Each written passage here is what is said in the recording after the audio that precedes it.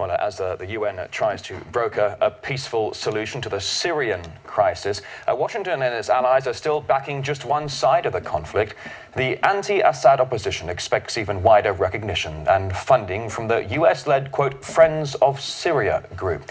The UK has already vowed to extend material support to the rebels. Let's try and get some more details on this now from RT's Laura Smith, standing by in London. Joining us on the programme, Laura, so while the UN's trying to get the warring sides in Syria to sit down for talks, Britain is backing the insurgency. Why is that?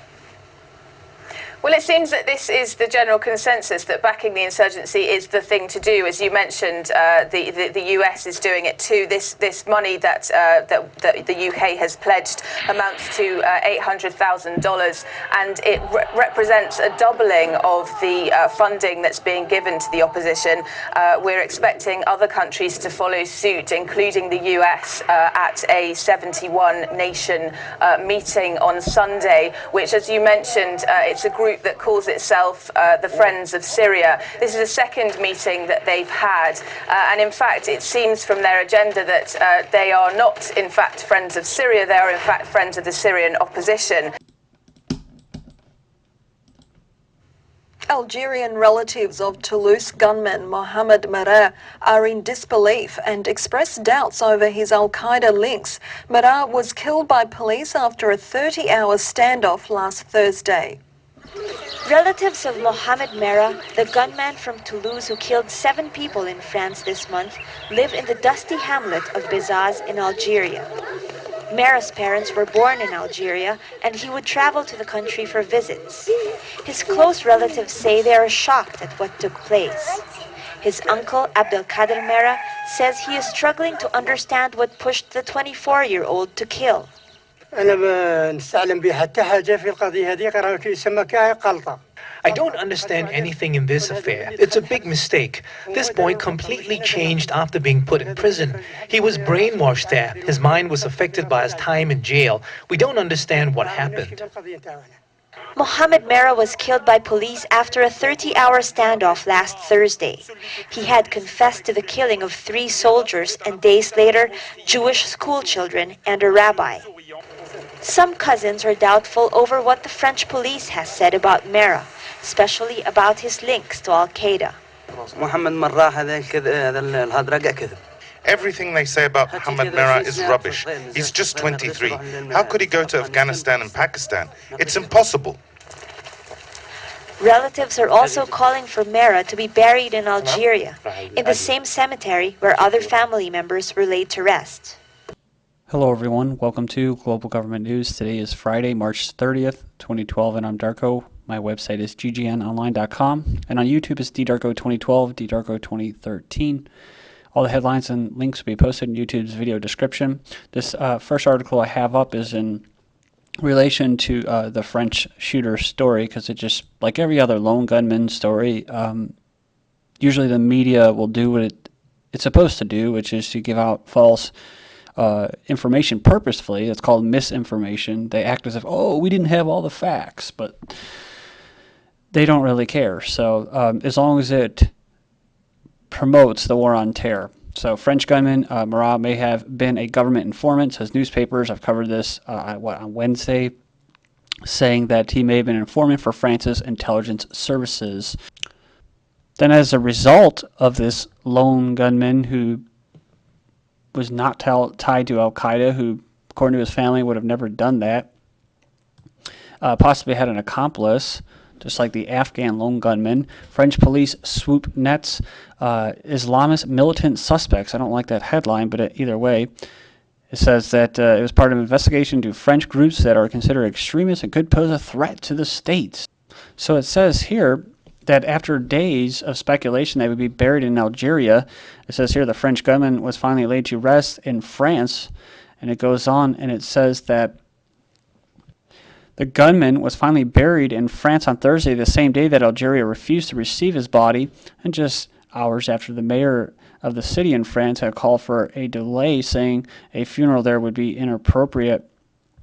And then it goes on and says that Algeria refused to accept his body on security grounds, so kind of a weird twist to it. Another weird twist is this: pregnant women to marry dead soldiers. So President Sarkozy has personally approved a posthumous wedding between one of the victims of the Toulouse gunman, Merah, and his pregnant partner. Police discover firearms in U.S. Embassy van in Bolivia. And I don't know if you remember me covering a story about the president, Morales, in Bolivia, recently stated that he would shut down the American embassy in La Paz if Washington continued to interfere in Bolivia's internal affairs. So basically trying to get a little false flag going on there in the Bolivian embassy. So it's here, MKO, a terrorist group, is U.S.'s only hope to stop Iran's nuclear program, says New York ex-mayor Giuliani. And moving down here, it says, I have a feeling that the only thing that will stop Iran and the only thing that will stop Ahmadinejad is if they see strength, if they see power, if they see determination, if they see an America that is willing to support the people that want to overthrow the regime of Iran. He's talking about the Mujahideen terrorist organization. Yeah, that's right. And moving down here, just wait on the computer here, it says here that it's part of 49 other groups, including Al-Qaeda, on the U.S. State Department's list of foreign terrorist organizations. He's not the only individual to be calling for this, so just so you know. Iran recently was doing a little exercise. Yeah, that's right.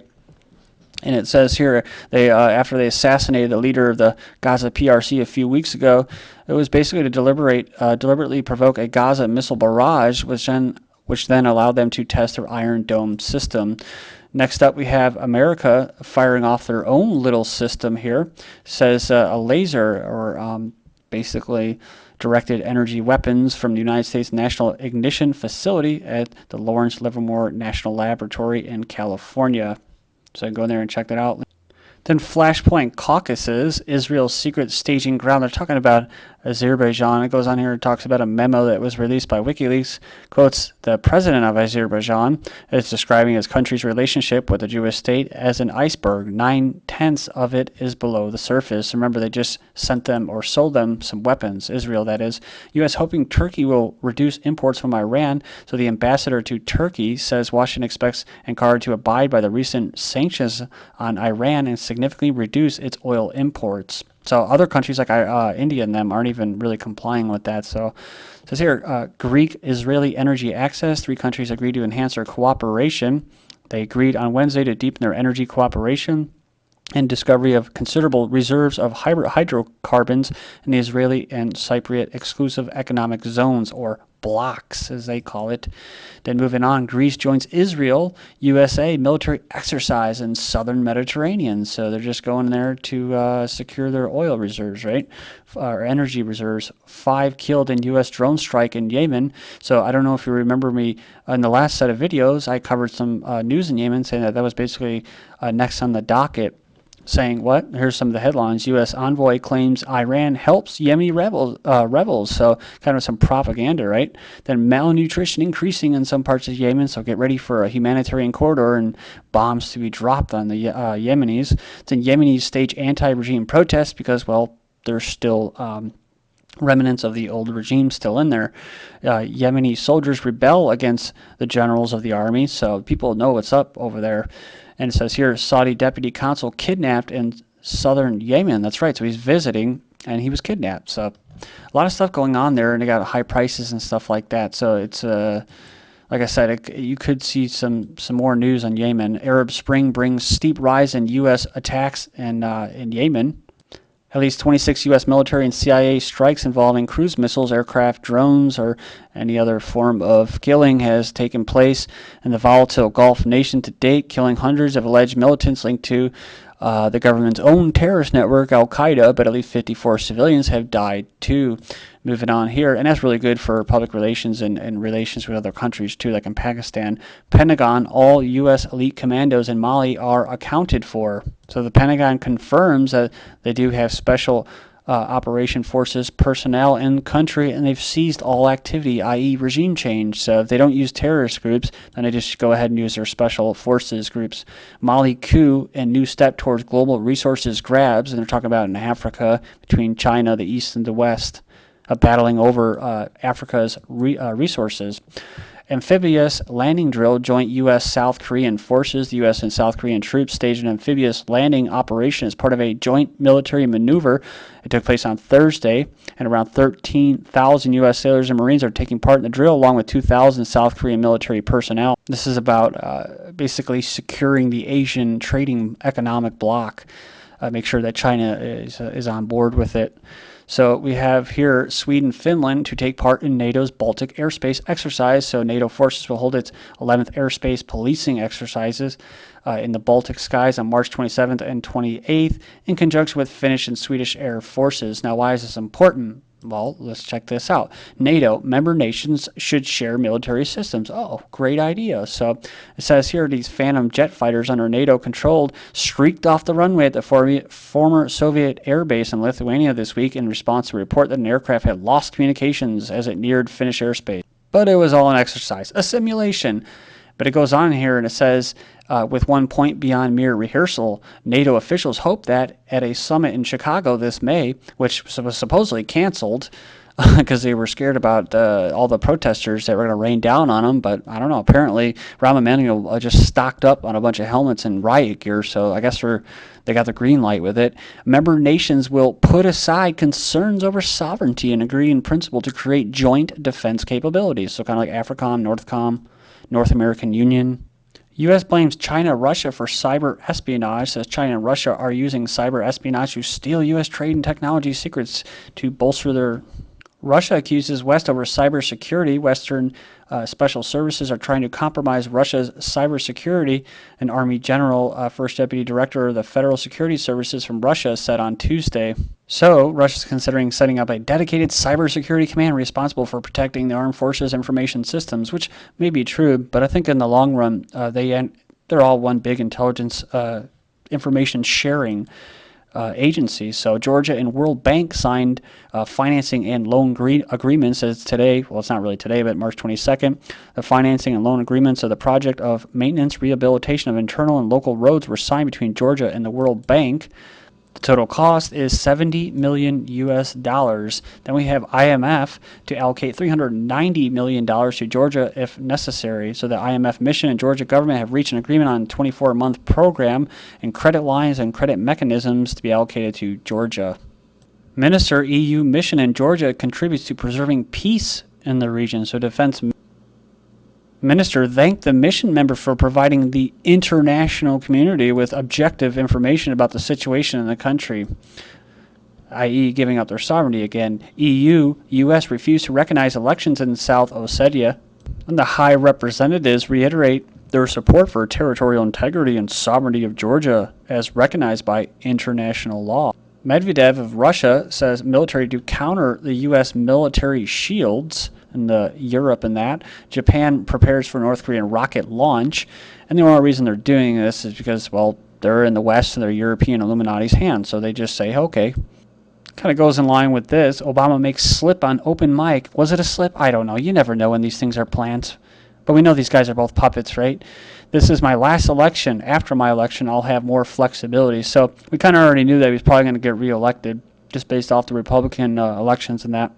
But some of the Republican neocons will criticize him for, oh, you can't be trusted with secrets and all that. Well, it's a big game. Remember this? U.S. Russia resetting the reset button, right? So they're going to have the reset button, which means they're going to reset the nuclear race or the arms race or basically the Cold War again. They're going to start it again. So this is what it's all about.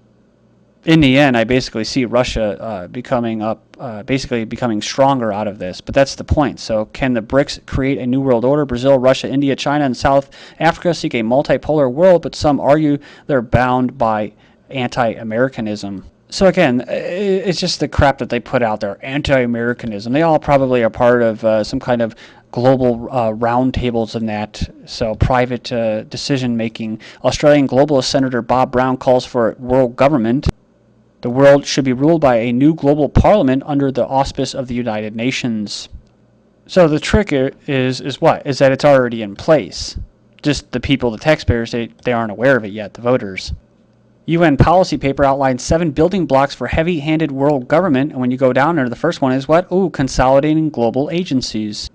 integrating sustainable development to the local level, i.e. Agenda 21, bringing emerging technologies under global control. They're talking about geoengineering, i.e. chemtrails, but I think they're talking about the internet right there. Lastly, the creation of a global legal and economic framework. Canada, Mexico, U.S. enhanced defense cooperation, so they use it as defense, security, and the economy. And beyond the border, a shared vision of security and the economy.